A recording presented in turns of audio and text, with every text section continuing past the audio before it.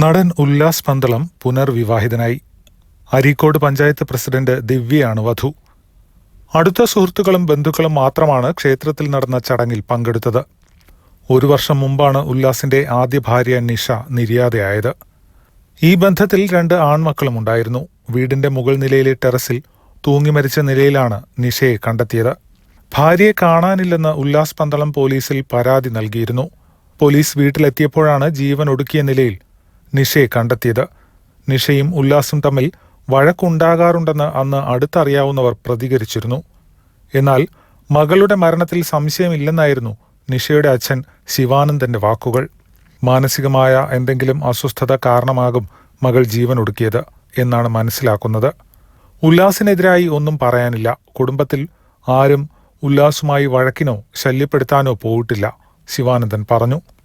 അതേസമയം ഉല്ലാസിന്റെ വിവാഹ വാർത്തയുടെയും ചിത്രങ്ങളുടെയും താഴെ നിരവധി പേരാണ് ആശംസകളുമായി എത്തുന്നത്. എന്നാൽ ചിലർ വിമർശനവുമായി എത്തിയിട്ടുണ്ട്. ആദ്യ ഭാര്യ മരിച്ച 1 കൊല്ലം കഴിഞ്ഞതും 2ാമത് വിവാഹം കഴിച്ചു എന്നതിനെ ചിലർ പരുഷമായ ഭാഷയിലാണ് വിമർശിക്കുന്നത്. ആദ്യ ഭാര്യ ആത്മഹത്യ ചെയ്തിട്ട് 1 വർഷം പോലും ആയിട്ടില്ല. ഇപ്പോൾ മനസ്സിലായില്ലേ ഭാര്യ ആത്മഹത്യ ചെയ്യാനുള്ള കാരണം? ഈ നന്ദിയില്ലാത്തവനു വേണ്ടി ആത്മഹത്യ ചെയ്ത് സ്വന്തം ജീവിതം കളഞ്ഞു പാവം. ഇപ്പോൾ ഒരു കാര്യം മനസ്സിലായി. എന്തൊക്കെ വന്നാലും ചാകാതിരിക്കുക. ചത്താൽ ഇതാകും സ്ഥിതി. വേണ്ട എന്നുണ്ടെങ്കിൽ ഡിവോഴ്സ് വാങ്ങിക്കുക. 2 പേർക്കും 2 വഴി എന്നിങ്ങനെയാണ് താരത്തെ വിമർശിച്ചുള്ള കമന്റുകൾ.